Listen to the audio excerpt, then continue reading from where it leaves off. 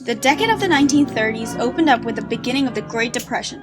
On Tuesday, October 24, 1929, or Black Tuesday, the stock market experienced a massive decline due to the overconsumption and margin investments made in the 1920s.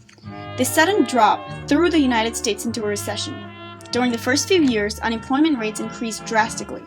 In the election of 1932, Franklin D. Roosevelt ran on the platform that promised more federal intervention and legislation to provide relief, rather than Hoover's belief of rugged individualism. This was the basis of his New Deal. In the first 100 days after his inauguration, Roosevelt passed an incredible 15 acts. Due to these acts, unemployment rates dropped from 13 million in 1933 to 9 million in 1936. The New Deal not only assisted in America's recovery from the Great Depression, but also increased federal control over the various regions. Throughout the 1930s, power shifted from the states and local levels to the federal government, causing people to rely more and more on the federal government. The various acts and regions secured federal power over the land and policies. Public work projects molded the environment of the West during the 1930s. From the projects arose the marvels such as the Golden Gate Bridge in San Francisco and the Hoover Dam. The Federal Bureau of Reclamation began the Central Valley Project to provide irrigation and hydroelectric power. From this project arose the Kool-Aid Dam in Washington and the Boulder Dam, later renamed the Hoover Dam. The Boulder Dam harnessed the Colorado River to provide water to southern California and to provide hydroelectric power to Los Angeles and southern Arizona. These dams opened up new agricultural opportunities, allowing western cities to expand. The dam's cheap electricity also caused a great deal of industrial growth in the region. Because the government had so much control over the water and electricity in the West, federal power controlled the region's future. It was during this time that the West was in the midst of the Dust Bowl.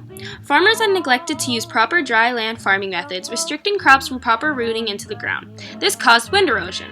The wind picked up the dirt that was not properly rooted by the crops and created massive dust storms, further destroying the ecology of the farmland. To combat the Dust Bowl, the federal government limited agricultural production, bringing millions of acres of western land into its control. The government bought 8 million cattle from the western farmers and transported the healthy cattle out of the region. The 1984 Taylor Grazing Act regulated the use of land for grazing stock. Through these acts, the government succeeded in saving the western cattle industry. The farms and ranches of the West also benefited from the subsidies and crop support through the AAA. However, by buying so much land in the West and controlling much of the agricultural industry through such acts, the federal government further increased its hold on western region. Unlike in the West, the New Deal intended to transform the South. Even before the Great Depression, poverty ran rampant in the American South. Roosevelt, seeing the poverty firsthand, referred to the South as the nation's #1 economic problem in 1938. However, Roosevelt was describing the underlying economic trend in his New Deal programs.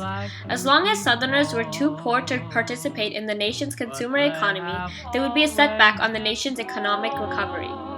The main intervention in the South was the Tennessee Valley Authority. Similar to the projects in the West, the TVA developed dams that would control flooding and provide hydroelectric power to the region. However, seeing the extent of the poverty in the Tennessee River Valley region, the TVA expanded its outreach to promote economic development, to bring electricity, restore fields from overuse, and to fight malaria. The TVA also taught farmers how to properly care for crops by promoting fertilizer to assist crop growth. Despite the multitude of benefits that the TVA provided, the organization caused massive environmental disasters. Primarily, the TVA dumped sewage, toxins, and metal pollutants in from strip mining into the streams and rivers, destroying the water ecology. Apart from the agricultural and economic changes in the South, the New Deal also raised much political tension between the region and Roosevelt. Roosevelt needed the support from Southern Democrats, and in turn, the Southern senators needed the federal investment in the region. However, the Southern Democrats were wary of the major changes brought on by the New Deal, especially alterations in the South's racial and social hierarchy. The New Deal's intent to better the lives of minorities was halted by the Southern and Western legislature. African Americans were paid lower wages and lower relief payments than whites in the South. In the Southwest, the Federal Emergency Relief Agency divided applicants into 4 groups: Anglos, Mexican Americans, Mexican immigrants, and Indians, allotting relief payments in descending order. One of the most prominent examples of the continuing racism in the South and the conflicting ideas of local and federal power was the Scottsboro Boys trial in 1931. In March 1931, in Alabama, a fight broke out between 9 black youths and white hobos on a Southern Railroad freight train.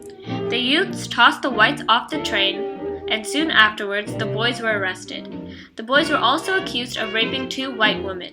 Though the accusation proved to be false, the boys had already narrowly escaped a lynch mob, and 8 of them were already convicted of the rape and were sentenced to death. The trial soon became a national and worldwide controversial topic, as it was plainly a result of Southern racism. The Supreme Court also interceded, ruling that the Alabama court denied African Americans equal protection by restricting blacks from juries and denying defendants counsel.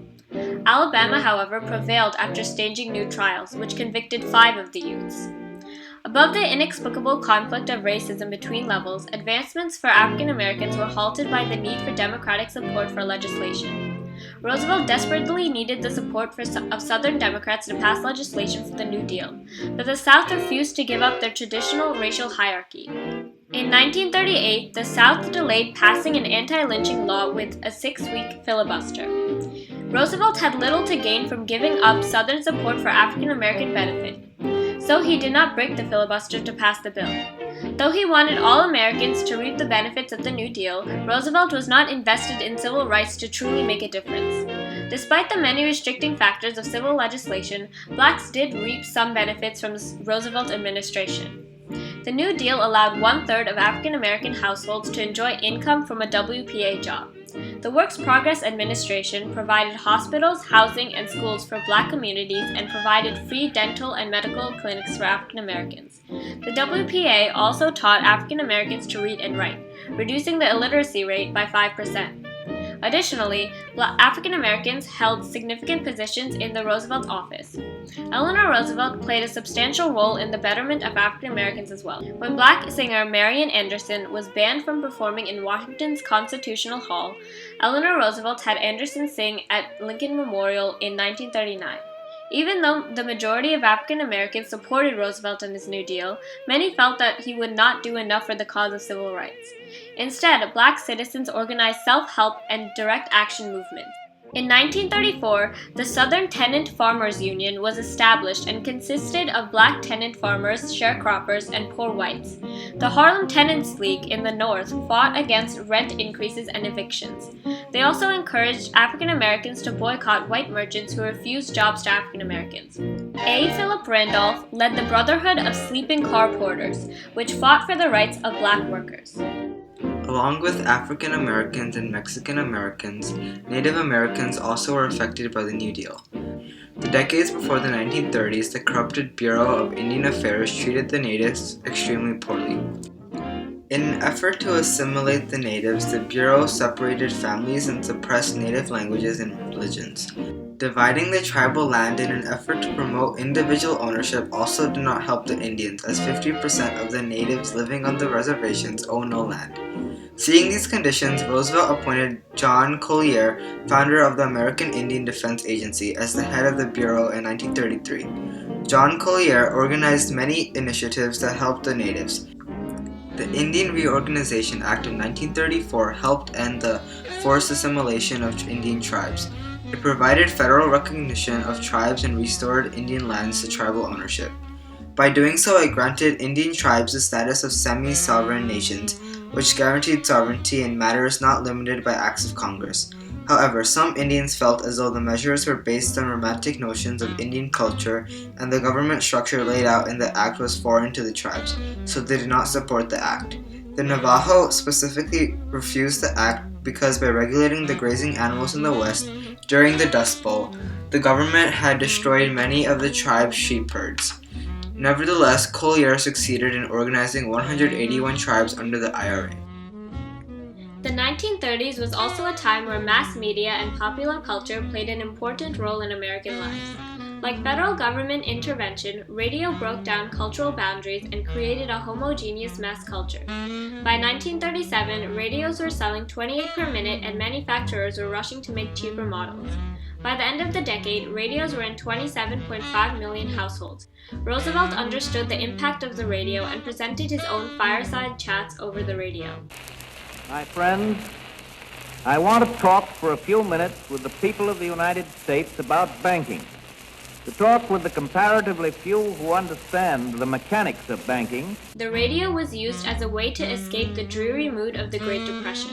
Children listened to Flash Gordon and Jack Armstrong, and the entire families listened to the comedies of ex-vaudevillians like Jack Benny, George Burns, and Gracie Allen. People also experienced new events through the radio. Listeners could listen to the Metropolitan Opera, go to the Moana Hotel through the broadcast of Hawaii Calls, and experience Major League Baseball games. Popular culture also centered on Hollywood movies. During the first few years of the Depression, the movie industry suffered. Ticket prices fell, and a third of the movie theaters shut down. But after 1933, the industry rose again. Movies had an immense impact on all Americans, affecting even the manufacturing and consumer industry. After Clark Gable took his shirt off and revealed a bare chest in It Happened One Night, undershirt sales decreased, conveying the influence of these actors. Comedies like the slapstick of the Marx Brothers or the banter in My Man Godfrey were especially popular in this time. It was also during this time that a cycle of gangster movies began to appear, like Scarface and Little Caesar. People were concerned over the effect these movies would have on people and whether they would encourage crime. A boycott organized by the Roman Catholic Legion of Decency in 1934 caused the film industry to establish a production code that would control what viewers saw. Youth culture took a tremendous turn in the times of the Great Depression. Because federal law made an effort to centralize jobs around the male heads of families, young teenagers now lost work. Instead, they spent more time in school. Though the fad-driven youth culture had now been eradicated, consumer-oriented culture now rose. Teenagers listened to the same music, dressed similarly, and adopted same styles of speaking and dancing. Though Roosevelt had great plans for a second New Deal, his actions inhibited the full extent of its outreach. The greatest danger to his New Deal was the Supreme Court. The court had already ruled the National Industrial Recovery Act unconstitutional in 1935, and the next year, in 1936, the Agricultural Adjustment was also ruled the same. The Supreme Court rejected the entire notion of expanding presidential and federal power through the New Deal as well as these specific legislations. To avoid invalidation of the New Deal by the Supreme Court, Roosevelt requested that the court allow him to appoint up to 6 new judges. However, at a time where dangerous leaders were rising to power like Hitler and Mussolini, many Americans, even those who supported the New Deal, saw this request as a threat to a constitutional government. Congress did not allow Roosevelt more power in the court, and Roosevelt experienced his first major congressional defeat. However, despite rejecting many of Roosevelt's legislations, the Supreme Court took a sharp turn towards Roosevelt's direction. In major court cases, the court decided upon pro-New Deal rulings. In NLRB versus Jones and Laughlin Steel Corporation in 1937, the judges ruled in favor of the Wagner Act.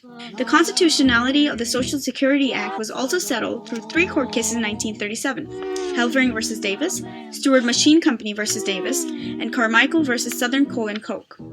Furthermore, a judicial pension policy encouraged older justices to retire, so Roosevelt eventually did have a chance to appoint judges who would promote his cause. Though Roosevelt did succeed in his cause, the failure of the court packing plan dented his credibility. From 1933 to 1936, the economy experienced a steady rise, but in 1937 the economy suffered once more during the Roosevelt recession. Despite Roosevelt's policy of deficit spending, his second New Deal upheld a balanced budget. So when Roosevelt was confident that the economy was cured in 1937, he cut back on federal spending, but the Federal Reserve Board tightened credit simultaneously, worried about a 3.6% inflation rate. This sent the economy downhill, and unemployment rates rose to 10.4 million. Americans disagreed on the direction of liberal reform.